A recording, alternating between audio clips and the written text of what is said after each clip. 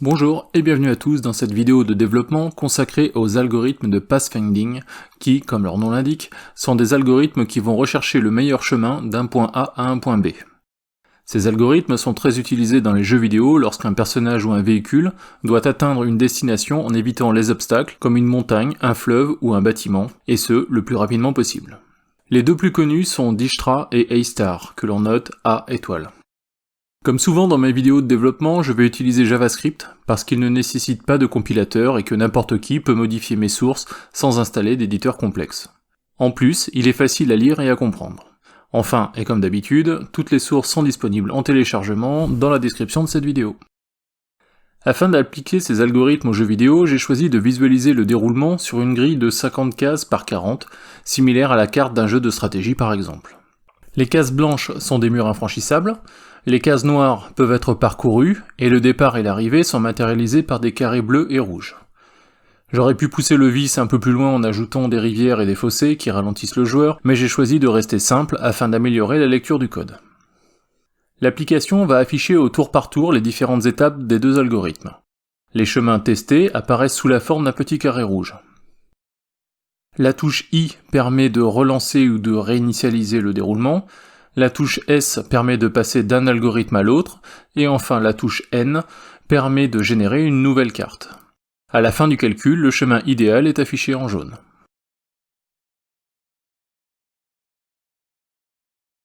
La fonction d'affichage est la suivante.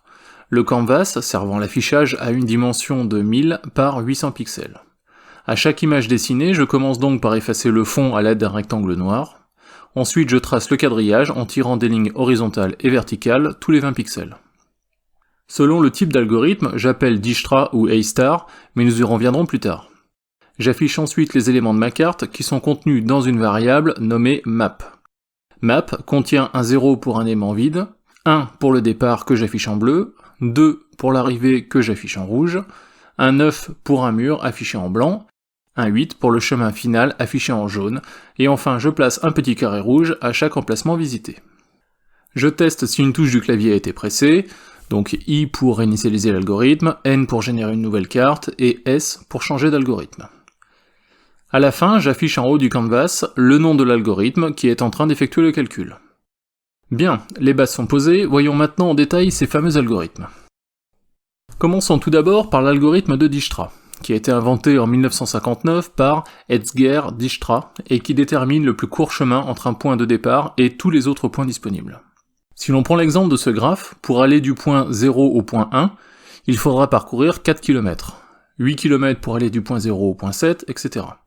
L'algorithme de Dijkstra calculera le chemin le plus court entre tous ces points et permettra ensuite aisément de déterminer que pour aller par exemple du point 0 au point 4, il faudra passer par les points 0, 7, 6, 5 et 4 pour un total de 21 km.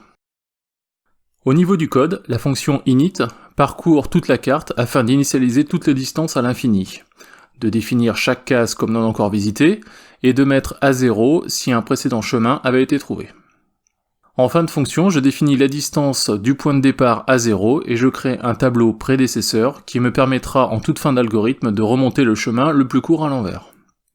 Dans la fonction Dijkstra, qui est appelée à chaque affichage d'une image dans rendu canvas, je commence par vérifier qu'il reste des zones à explorer et que le chemin idéal n'a pas déjà été trouvé. Pour vérifier que tout n'a pas été exploré, il me suffit de parcourir toute ma grille à la recherche d'une case inexplorée. J'ai optimisé un peu cette fonction en commençant la recherche par la fin et en la quittant dès que je trouve une zone vierge. Je recherche ensuite la meilleure zone à explorer, c'est-à-dire celle qui a la distance la plus courte. Pour cela, je parcours de nouveau toute ma grille, et si la zone est non explorée et s'il ne s'agit pas d'un mur, je stocke la distance minimale. En fin de boucle, je renvoie les coordonnées de la meilleure zone. Si une zone a bien été trouvée, je la marque comme explorée. Je mets ensuite à jour toutes les distances autour d'elle dans les 8 directions. Pour cela, je compare ma zone à explorer avec celle en cours en lui appliquant un poids. Celui-ci est calculé arbitrairement, mais s'il s'agit d'une zone infranchissable, je mets une distance à l'infini. S'il s'agit d'une zone à côté, je mets un poids de 1, et s'il s'agit d'une case en diagonale, je mets un poids de 1,5 afin de toujours privilégier le chemin le plus droit. Dans un jeu vidéo, c'est ici que l'on peut dire qu'un fossé sera plus difficile à franchir qu'une zone plane en lui attribuant un plus gros poids. Lorsqu'on explore une nouvelle zone, je marque dans un tableau prédécesseur d'où je viens. Cela sera utile pour reconstituer le plus court chemin. Justement, à la fin de la fonction Dijkstra, si la zone explorée en dernier correspond au point d'arrivée, je positionne la variable chemin trouvé à vrai, ce qui fait qu'au prochain appel de la fonction, ici dans ce if, je ne passerai plus dans ce test. Enfin, je parcours le tableau prédécesseur, de la fin vers le début en remontant nœud par nœud. Voici cet algorithme en action. On voit que le meilleur chemin est recherché en cercle tout autour du point de départ. Dès que l'algorithme touche le point d'arrivée, le meilleur chemin est reconstitué. Voyons maintenant le second algorithme qui est A*. Celui-ci est plus efficace car il donne priorité au chemin le plus court vers l'arrivée. Le voici en détail. L'initialisation de A* est très similaire à celle de Dijkstra. Je commence par créer deux tableaux, G-score et F-score, avec des valeurs correspondant à l'infini. Nous verrons plus tard à quoi ils servent. Je réutilise ce tableau Q qui contient les zones explorées ou non. Ce tableau n'est pas nécessaire pour A*, il n'est utile que pour la boucle d'affichage des zones parcourues. Je réinitialise ensuite le tableau des prédécesseurs et je vide une liste appelée OpenSet qui contient tous les chemins à explorer. Voyons maintenant la fonction principale de A*. Comme pour Dijkstra, elle sera appelée à chaque rafraîchissement de l'écran.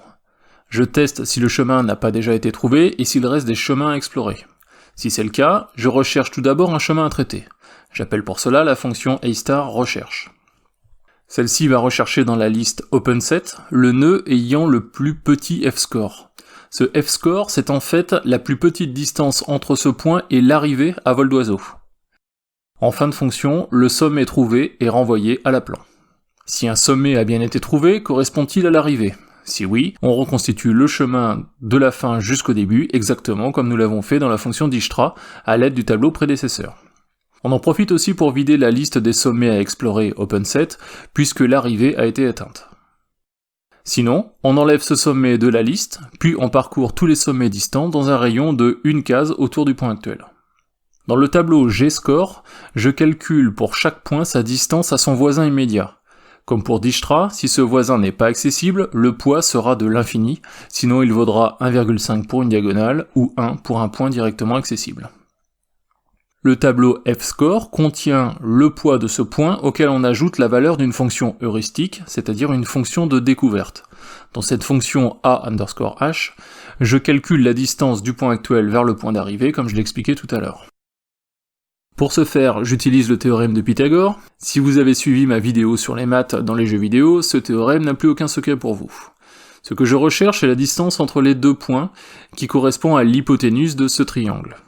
La distance est donc égale à la racine carrée du côté adjacent au carré, plus le côté opposé au carré.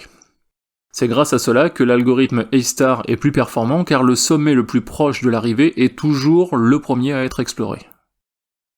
Au retour de cette fonction, si ce sommet n'a pas déjà été exploré, alors il est ajouté à la liste OpenSet, et ses coordonnées sont marquées comme ayant été explorées. Comme on peut le voir à l'exécution, le chemin n'est plus recherché en cercle, mais va plus rapidement vers l'arrivée.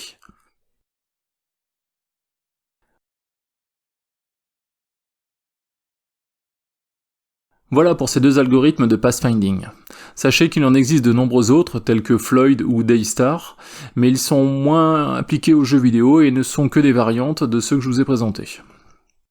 J'espère que cette vidéo vous aura plu, si c'est le cas, n'oubliez pas, comme d'habitude, le pouce vers le haut et le lien pour s'abonner si ce n'est déjà fait.